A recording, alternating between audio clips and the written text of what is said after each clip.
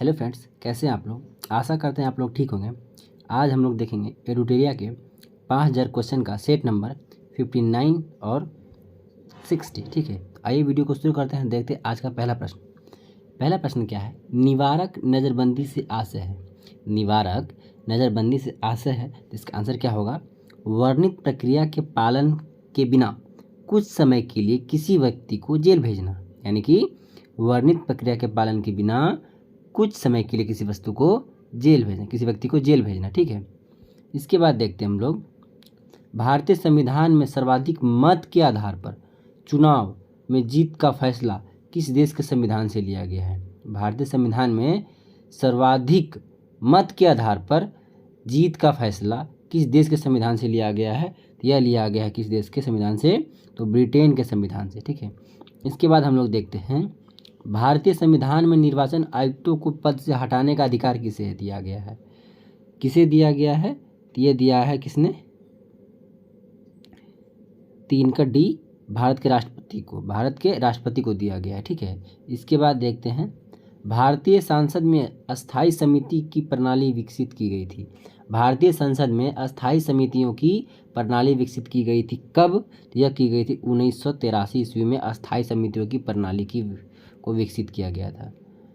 संसद एवं राज्यों के लिए लोकसभा आयोग के सदस्यों की नियुक्ति और पदावधि संबंधी प्रावधान किया गया है कब, यह किया गया था किस अनुच्छेद में, यह किया गया था अनुच्छेद 316 में।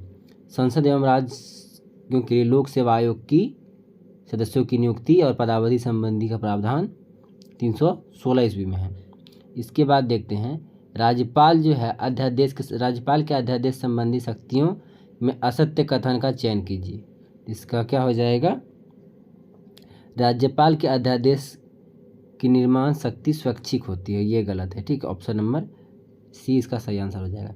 इसके बाद हम लोग देखते हैं। निम्नलिखित कथनों पर विचार करें और सही कथन को चुनें। ठीक है, ताप बढ़ने पर आयतन बढ़ता है, सही है। ताप घटने पर वायु में ध्वनि का वेग घटता है, ये भी सही है। ताप बढ़ने से पदार्थ की अवस्था भी परिवर्तित हो सकती है, यह भी सही है। यानी 1 2 3। ठीक है, इसके बाद देखते हैं। फैराडे के इलेक्ट्रोलाइसिस का नियम संबंधित है। तो फैराडे के इलेक्ट्रोलाइसिस का नियम संबंधित है, तो यह इलेक्ट्रोलाइट के समतुल्य द्रव्यमान से, किससे है, इलेक्ट्रोलाइट के समतुल्य द्रव्यमान से, ऑप्शन नंबर सी। इसके बाद हम लोग देखते हैं। जब प्रकाश विरल से सघन माध्यम में जाता है तो माध्यम में प्रकाश की गति घटती है। क्या होती है, घटती है। माध्यम में प्रकाश की गति घटती है। इसके बाद देखते हैं। सर्वाधिक यौगिक बनाने वाला अक्रिय गैस कौन सा है। सर्वाधिक यौगिक बनाने वाला अक्रिय गैस कौन सा हो जाएगा, तो वो हो जाएगा जेनॉन। इसके बाद देखते हैं। वनस्पति को पराबैंगनी किरणों के दुष्प्रभाव से बचाने वाला वर्णक का क्या नाम है। वनस्पतियों को पराबैंगनी किरणों के दुष्प्रभाव से बचाने वाला वर्णक का क्या नाम है, तो इसका आंसर क्या हो जाएगा, कैरोटोनाइट्स। क्या हो जाएगा, कैरोटोनाइट्स। ठीक है, इसके बाद देखते हैं। केचुए में कितने जोड़ी हृदय होते हैं। केचुए में कितने जोड़ी हृदय होते हैं, तो 5 जोड़ी। कितने जोड़ी, 5 जोड़ी। इसके बाद देखते हैं हम लोग। निम्नलिखित में से किसमें ऋणात्मक आवेश होती है। तो किसमें ऋणात्मक आवेश होती है, तो बीटा कण में। किसमें होती है, तो बीटा कण में। इसके बाद हम लोग देखते हैं। खाद्य संरक्षक के रूप में किस तत्व का प्रयोग किया जाता है, तो खाद्य संरक्षक के रूप में बेंजोइक सोडियम लवण यानी कि बेंजोइक एसिड का प्रयोग किया जाता है। इसके बाद देखते हैं। स्टील की कठोरता प्रदान करने के लिए बढ़ाई जाती है, किसकी मात्रा बढ़ाई जाती है कठोरता प्रदान के लिए, तो कार्बन की मात्रा। ठीक है, धब्बा रहित बनाने के लिए क्रोमियम की मात्रा का प्रयोग किया जाता है। ठीक है, स्टील की। CNG है, यानी इसका पूरा नाम क्या हो जाएगा, इसका पूरा नाम हो जाएगा कंप्रेस्ड नेचुरल गैस। क्या हो जाएगा, कंप्रेस्ड नेचुरल गैस। इसके बाद हम लोग देखते हैं। ताप का निम्नलिखित में से किस पैमाने में ऋणात्मक मान नहीं होता है।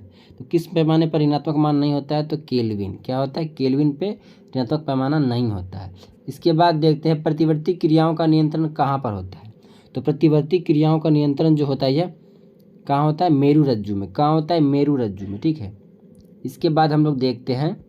निम्नलिखित में से कौन अदिश राशि है, इसका आंसर क्या हो जाएगा, कार्य जो है एक अदिश राशि है। इसके बाद देखते हैं हम लोग।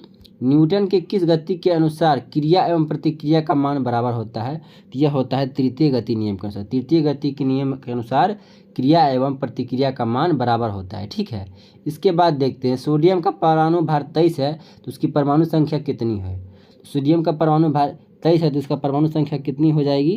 तो यह हो जाएगी 11। परमाणु संख्या सोडियम की 11 होती है। ठीक है, मनुष्य में वृक्क एक तंत्र का भाग है तो संबंधित है। मनुष्य में एक वृक्क एक तंत्र का भाग है जो किससे संबंधित है?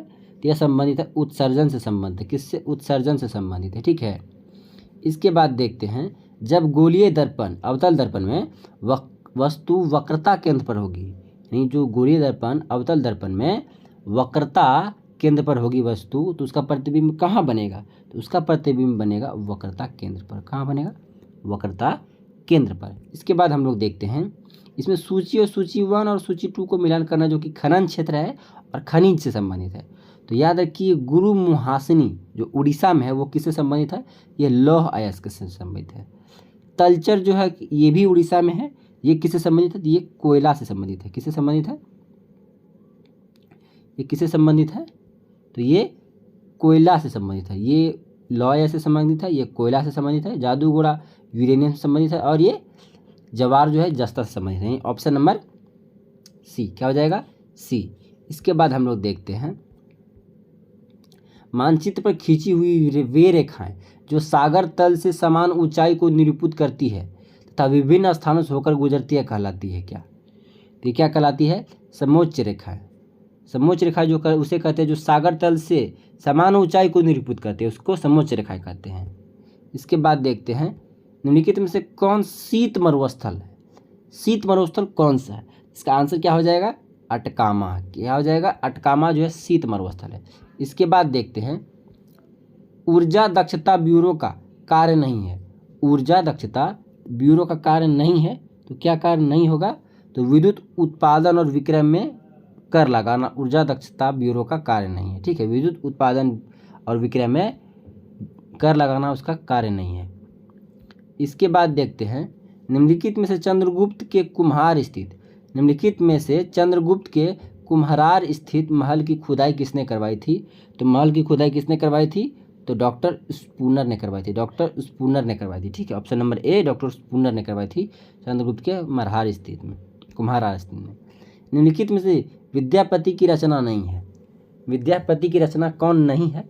तो ऋतुवंश। ऋतुवंश जो है विद्यापति की रचना नहीं है। बाकी कीर्तिलता, पदावली और गौरक्षा विजय विद्यापति की रचना है। ठीक है, इसके बाद हम लोग देख सकते हैं 1914 में भारतीय राष्ट्रीय कांग्रेस द्वारा ब्रिटेन भेजे गए शिष्टमंडल में बिहार से निम्नलिखित में से कौन सा समूह शामिल था?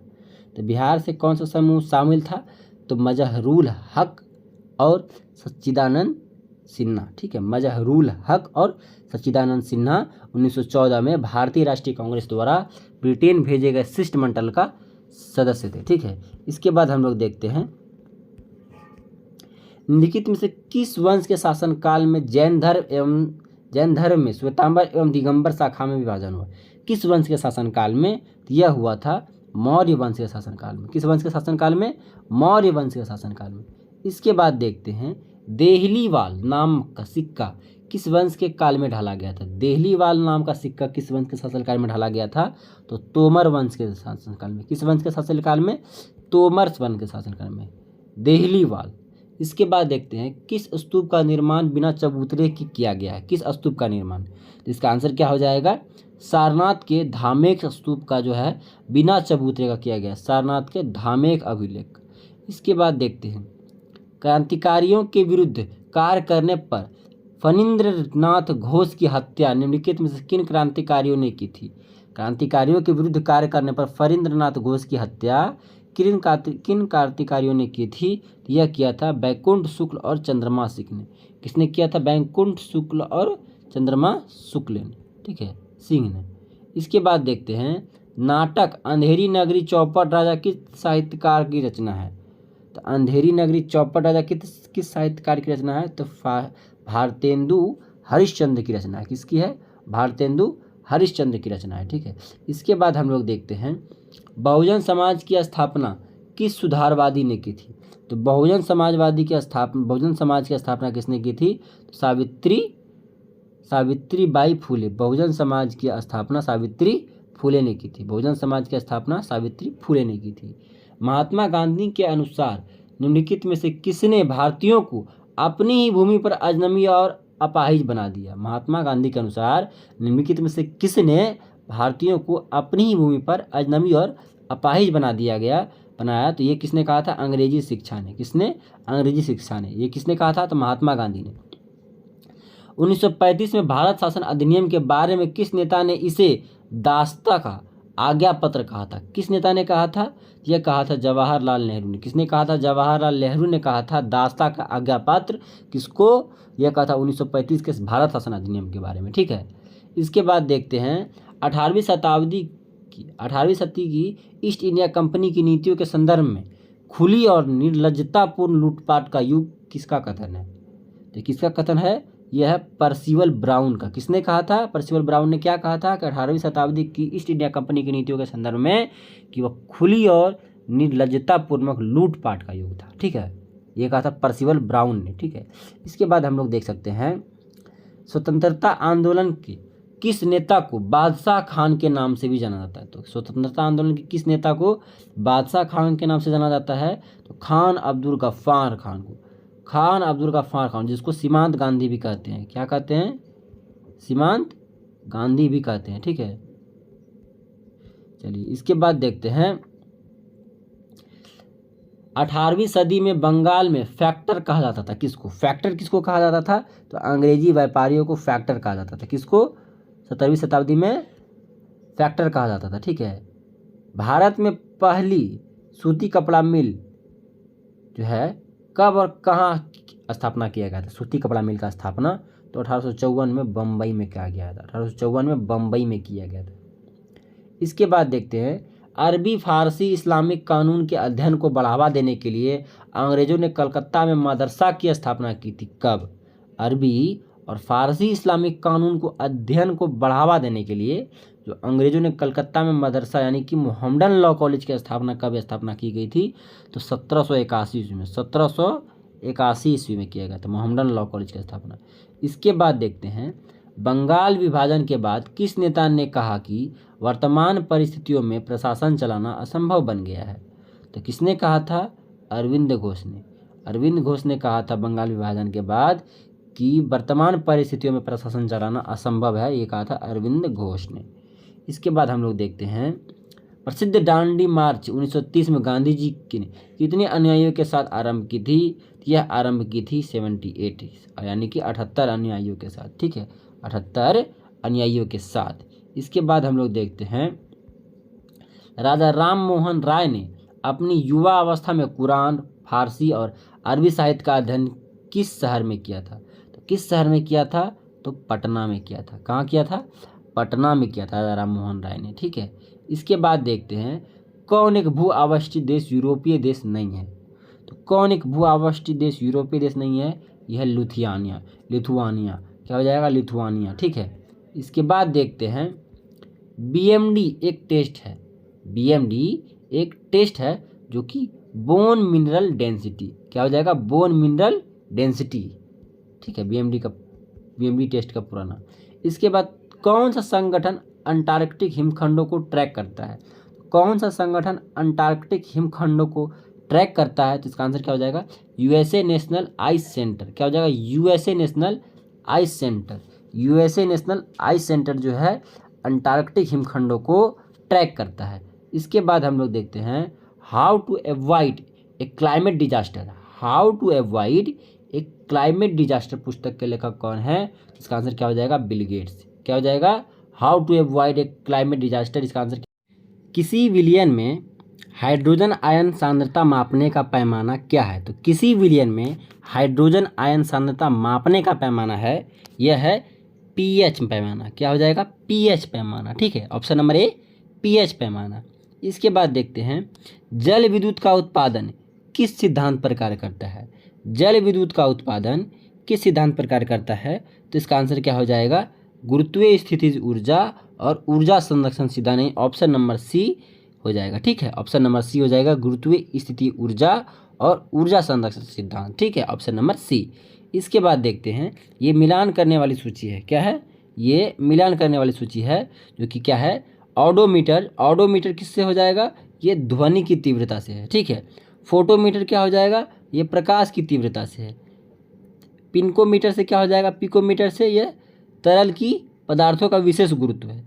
और पाइर हीलियोमीटर से क्या हो जाएगा, सौर विकिरण, ठीक है, यानी ऑप्शन नंबर इसका बी हो जाएगा, ठीक है, ऑप्शन नंबर बी। इसके बाद हम लोग देखते हैं, गिरने के दौरान बारिश की बूंदें कैसे गिरती है। तो गिरने के दौरान बारिश की बूंदें कैसे गिरती है, तो एक समान त्वरण के साथ। कैसे गिरती है, एक समान त्वरण के साथ। इसके बाद हम लोग देखते हैं, संवेग की इकाई क्या है। संवेग की इकाई क्या है, तो किलोग्राम मीटर प्रति सेकेंड। क्या हो जाएगा, किलोग्राम मीटर प्रति सेकेंड, ठीक है। इसके बाद देखते हैं, इलेक्ट्रोलाइटिक सेल क्या बदलता है। इलेक्ट्रोलाइटिक सेल क्या बदलता है, तो विद्युत ऊर्जा को रासायनिक ऊर्जा में बदलता है। क्या बदलता है, विद्युत ऊर्जा को रासायनिक ऊर्जा में बदलता है, कौन, इलेक्ट्रोलाइटिक सेल। इसके बाद हम लोग देखते हैं, दहन किस प्रकार की अभिक्रिया है। क्या है, दहन किस प्रकार की अभिक्रिया है, तो इसका आंसर क्या हो जाएगा, दहन एक रासायनिक अभिक्रिया है, ऊष्माक्षेपी अभिक्रिया है और ऑक्सीकरण अभिक्रिया है, ठीक है, ये तीनों हो जाएगा, ठीक है, ऑप्शन नंबर सी हो, ठीक है। इसके बाद हम लोग देखते हैं, ऑक्सीजन के कितने समस्थानिक होते हैं। ऑक्सीजन के कितने समस्थानिक होते हैं, इसका आंसर क्या हो जाएगा, 3 होते हैं। कितने होते हैं, 3 होते हैं। इसके बाद हम लोग देखते हैं, श्वसन के दौरान विघटन नहीं होता है। श्वसन के दौरान विघटन नहीं होता है तो सिर्फ विटामिन का, ठीक है, इसका विटामिन का। इसके बाद देखते हैं, केंद्रिका में पाया जाता है। तो केंद्रिका में क्या पाया जाता है, तो इसका आंसर क्या हो जाएगा, प्रोटीन पाया जाता है, आरएनए पाया जाता है और डीएनए पाया जाता है, यानी ऑप्शन नंबर सी हो जाएगा। क्या पाया जाता है, प्रोटीन, आरएनए और डीएनए, वो भी केंद्रिका में, ठीक है। इसके बाद देखते हैं, हीमोग्लोबिन क्या है। हीमोग्लोबिन क्या है, तो हीमोग्लोबिन क्या है, एक जटिल प्रोटीन है। क्या है, एक जटिल प्रोटीन है हीमोग्लोबिन। इसके बाद देखते हैं, प्रोटीन संश्लेषण का सही क्रम कौन सा है। तो प्रोटीन संश्लेषण का सही क्रम कौन सा है, डीएनए, उसके बाद आरएनए, इसके बाद अमीनो एसिड, उसके बाद प्रोटीन, ठीक है, ऑप्शन नंबर बी इसका आंसर हो जाएगा, ठीक है।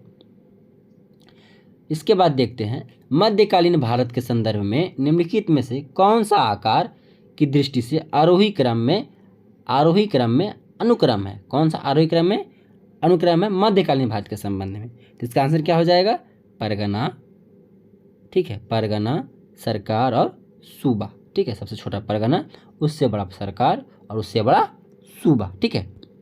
इसके बाद हम लोग देखते हैं, कलिंग विजय का वर्णन जो है अशोक के किस शिलालेख में है। कलिंग विजय का वर्णन आपको पता होना चाहिए, यह 13वें शिलालेख में है, ठीक है, किसमें, 13वें शिलालेख में, ठीक। इसके बाद हम लोग देखते हैं, इसमें सूची 1 और सूची 2 को मिलान करना है, ठीक है। क्या करना है, सूची 1 और सूची 2 को मिलान करना है, ठीक है।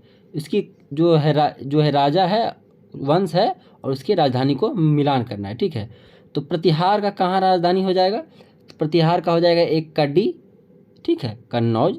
चोल वंश का कहाँ हो जाएगा, तो चोल वंश का हो जाएगा तंजौर, ठीक है। परमार वंश का कहाँ हो जाएगा, तो हो जाएगा धारा, ठीक है। और सोलंकी वंश का कहाँ हो जाएगा, तो अनिलवाड़, ठीक है, यानी ऑप्शन नंबर डी, ठीक है।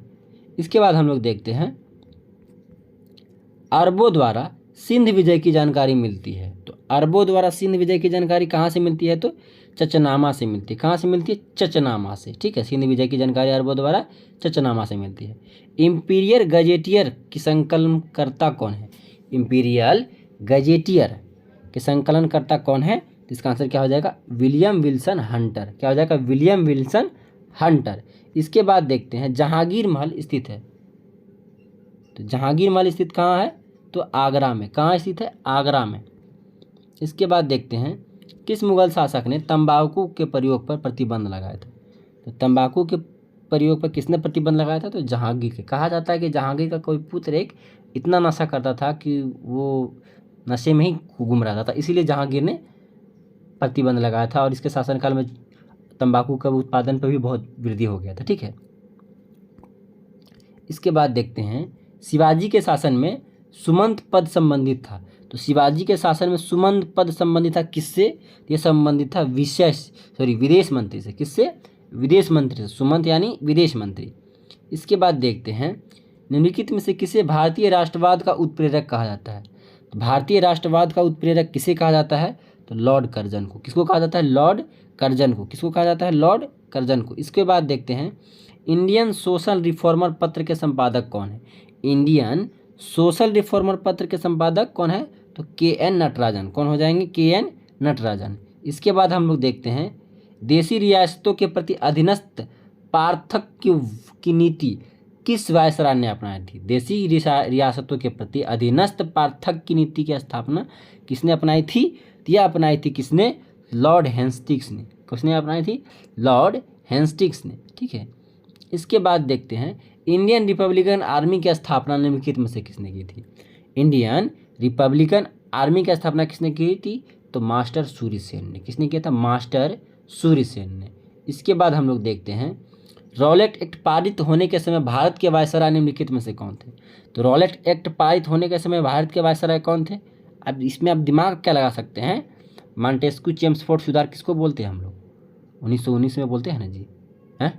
1919 में होता है तो उसको 1919 को मॉन्टेस्क्यू चेम्सफोर्ड बोलते हैं ना, तो याद रखिएगा उसी से लॉर्ड चेम्सफोर्ड। तो रॉलेट एक्ट हुआ कब था? 1919 में हुआ था जी, है। इसके बाद देखते हैं अरुंडेल समिति का संबंध किस निम्नलिखित में से किससे था? तो अरुंडेल समिति का संबंध निम्नलिखित में से किससे था? इसका आंसर क्या हो जाएगा? राजनीतिक सुधार से। किससे था? राजनीतिक सुधार से। इसके बाद देखते हैं वर्ष 1946 में रॉयल इंडियन नेवी की नाविकों ने विद्रोह किया था। कहाँ पर? तो नाविकों ने विद्रोह कहाँ किया था? तो बम्बई में। कहाँ किया था रॉयल इंडियन नेवी की? तो नाविकों ने विद्रोह किया था बम्बई में। कब किया था? 1946 में। ठीक है, इसके बाद देखते हैं निम्नलिखित में से किसने सेवा सदन की स्थापना की थी? किसने सेवा सदन की स्थापना की थी? तो बहराम जी एम मालबारी ने। सेवा सदन की स्थापना बहराम जी एम मालाबारी ने। ठीक है, इसके बाद हम लोग देखते हैं नायकदा विद्रोह कहाँ हुआ था? नायकदा विद्रोह कहाँ हुआ था? तो ये हुआ था गुजरात में। कहाँ हुआ था? गुजरात में। नायकदा विद्रोह कहाँ हुआ था? तो गुजरात में। इसके बाद भारत छोड़ो आंदोलन के दौरान स्थापित समानांतर सरकारों में सबसे ज़्यादा समय तक रहने वाली सरकार थी? भारत छोड़ो आंदोलन के दौरान स्थापित समानांतर सरकारों में सबसे ज़्यादा समय तक रहने वाली सरकार जो थी, कौन थी? तो इसका आंसर क्या हो जाएगी? सतारा की सरकार। कौन सी थी? सतारा की सरकार। ठीक है, इसके बाद देखते हैं राजद्रोह सभा अधिनियम। राजद्रोह सभा अधिनियम कब पारित हुआ? इसका आंसर क्या हो जाएगा? 1911 में राजद्रोह सभा अधिनियम। इसके बाद देखते हैं 20 वर्ष तक रियायतों तथा दुखों को दूर करने में असफल संघर्ष करने के बाद इन्हें रोटी के बदले पत्थर ही प्राप्त हुए। उदारवादियों के संदर्भ में यह वक्तव्य किनके द्वारा दिया गया? तो यह वक्तव्य दिया गया था लाला लाजपत राय के द्वारा। किसके द्वारा? लाला लाजपत राय के द्वारा कहा गया था कि 20 वर्ष तक रियायतों तथा दुखों को दूर करने में असफल संघर्ष करने के बाद इन्हें रोटी के बदले पत्थर ही प्राप्त हुआ। किसने कहा था? लाला लाजपत राय ने। इसके बाद देखते हैं राष्ट्रीय योजना समिति की स्थापना कांग्रेस के किस अधिवेशन में किया गया था? तो कांग्रेस के किस अधिवेशन के समय किया गया था? तो यह किया गया था हरिपुरा अधिवेशन 1938 में। हरिपुरा 1938 में। इसके बाद देखते हैं 1857 के विद्रोह के संदर्भ में निम्नलिखित कथनों में से कौन सा कथन असत्य है? तो कौन सा कथन असत्य है? तो अधिकांश भारतीय शासकों में इसमें भाग लिया था। ठीक है, अधिकांश भारतीय शासकों में इसमें भाग लिया था, ये असत्य है। इसके बाद देखते हैं निम्न में से कौन बिहार में व्यक्तिगत सत्याग्रह से संबंधित नहीं थे? तो बिहार में व्यक्तिगत सत्याग्रह से संबंधित नहीं थे गौरी शंकर सिंह। कौन सम्मिलित नहीं थे? गौरी शंकर सिंह संबंधित नहीं थे। इसके बाद सविनय अवज्ञा आंदोलन के दौरान गिरफ्तार होने के बाद राजेंद्र प्रसाद को अपना उत्तराधिकारी मनोनीत किया था। किसने? तो यह किया था किसने? दीप नारायण सिंह। किसने? दीप नारायण सिंह। इसके बाद देखते हैं भारत में राष्ट्रपति के संबंध में निम्नलिखित कथनों पर कौन सा कथन सही नहीं है? राष्ट्रपति पर महाभियोग के संदर्भ में कौन सा कथन सही नहीं है? तो इसका आंसर क्या हो जाएगा? नामांकित सदस्य महाभियोग की प्रक्रिया में शामिल नहीं होते। नामांकित सदस्य महाभियोग की सदस्य में प्रक्रिया में शामिल नहीं होते हैं। ऑप्शन नंबर डी गलत है। ठीक है, इसके बाद देखते हैं कौन सुमेलित नहीं है, यानी सही सुमेलित नहीं है। तो इसका आंसर क्या हो जाएगा? विधि द्वारा स्थापित प्रक्रिया ब्रिटेन, ये सुमेलित नहीं है। ठीक है, और द्विसदनवाद ये 20 यूएसए, ये सम्मिलित नहीं है। ठीक है, यानी ऑप्शन ए और 3 जो है, 1 और 3 सम्मिलित नहीं है, यानी ऑप्शन नंबर ए। इसके बाद देखते हैं निम्नलिखित में से कौन सा संविधान के मूल ढांचे के अंतर्गत में शामिल नहीं है? संविधान के मूल ढांचे के अंतर्गत शामिल नहीं है तो न्यायिक सर्वोच्चता जो है संविधान के मूल ढांचे के अंतर्गत शामिल नहीं है। इसके बाद देखते हैं निम्नलिखित में से किसके वेतन एवं भत्ते भारत के संचित निधि पर भारित व्यय में शामिल है? किसके? इसका आंसर क्या हो जाएगा? नियंत्रक एवं महालेखा परीक्षक के। नियंत्रक एवं महालेखा परीक्षक के जो है वेतन भत्ते भारत के संचित निधि पर भारित व्यय में शामिल है। इसके बाद देखते हैं उच्चतम न्यायालय के पूर्वालोकन शक्ति का वर्णन निम्नलिखित में से किस अनुच्छेद में? उच्चतम न्यायालय के। इसका आंसर क्या हो जाएगा? 41 का ऑप्शन नंबर डी 137। ठीक है, 137। इसके बाद देखते हैं लोकसभा चुनाव के दौरान चुनाव प्रसार समाप्त हो जाता है कब तक? कितने देर पहले यह समाप्त हो जाता है? कब? 48 घंटे पूर्व। 48 घंटे पूर्व लोकसभा का जो चुनाव प्रचार है वो थम जाता है। ठीक है, इसके बाद हम लोग देख सकते हैं निम्नलिखित में से कौन संविधान के अनुच्छेद में राष्ट्रीय पिछड़ा वर्ग आयोग का उल्लेख करता है? तो राष्ट्रीय पिछड़ा वर्ग आयोग का जो उल्लेख है अनुच्छेद 338 बी से संबंधित। अनुच्छेद 338 बी से राष्ट्रीय पिछड़ा वर्ग आयोग से संबंधित है। ठीक है, इसके बाद देखते हैं निम्नलिखित में से कौन एक विदेशी प्रत्यक्ष निवेश में शामिल नहीं है? कौन एक विदेशी प्रत्यक्ष निवेश में शामिल नहीं है? तो इसका आंसर क्या हो जाएगा? पोर्टफोलियो निवेश। क्या हो जाएगा? पोर्टफोलियो निवेश जो है यह विदेशी प्रत्यक्ष निवेश में शामिल नहीं है। इसके बाद देखते हैं रुपये की परिवर्तनीयता का क्या तात्पर्य है? रुपये की परिवर्तनीयता का क्या तात्पर्य है? रुपयों का मूल्य का सरकार द्वारा निर्धारण। क्या होता है? रुपये के मूल्य का सरकार द्वारा निर्धारण। इसके बाद देखते हैं कुंडलकुलम परियोजना किस राज्य में है?